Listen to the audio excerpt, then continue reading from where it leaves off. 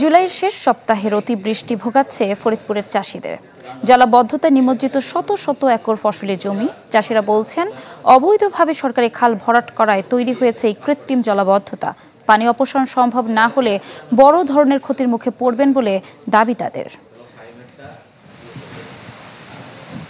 পানিতে ডুবে আছে আমনের মাঠ, জলে আবদ্ধ মরিচ, করলা আর পুঁই শাকের জমি।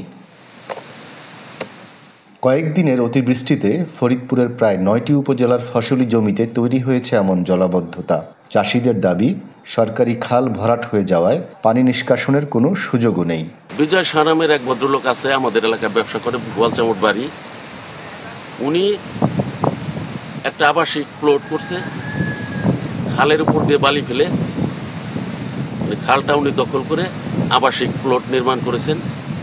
এই কারণে আমাদের পানি নদীতে বের হতে পারতেছে। এটা কৃত্রিমভাবে জলবদ্ধতা সৃষ্টি হয়েছে, যার কারণে কৃষকদের এত ক্ষয়ক্ষতির কারণ। 19.5 কাঠা বই লাগাইছি, তলাই গেছে। 6 থেকে 7,000 টাকা খরচ একটা হওয়া আসলে। এ অবস্থায় কয়েকটি গ্রামের প্রায় 100 একর জমির আবাদ নিয়ে দুশ্চিন্তায় আছেন চাষিরা। দাবি, খালের মুখ কেটে দিয়ে দ্রুত পানি অপসারণের। এই খালটা যদি খনন করে দেওয়া হয় তাহলে পানি নেমে যাবে। আশা করি পুনরায় আবার ফসল চাষ করা যাবে। কয়েকদিনের ভিতর না করলে 20 দিন পার হয়ে গেলে আমাদের এই মাঠের কোনো ফসল হবে না। খাল কাটা থাকলে আমাকে ক্ষেত খোলা মাছ যেত না।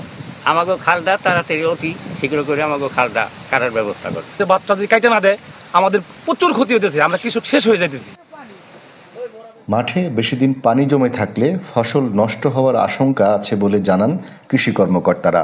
আশ্বাস দিলেন, প্রশাসনের হস্তক্ষেপে দ্রুত পানি অপসারণের। যদি কৃত্রিমভাবে কোনো কিছু করা হয়ে থাকে, বিশেষ করে যে আমাদের পানি যাওয়ার জন্য যে ইয়েটা থাকে, খালগুলো থাকে, সেই খালগুলো যদি কৃত্রিমভাবে কোনো জায়গায় প্রতিবন্ধকতা তৈরি করা হয়, অবশ্যই সে ব্যাপারে আমরা ব্যবস্থা গ্রহণ করব।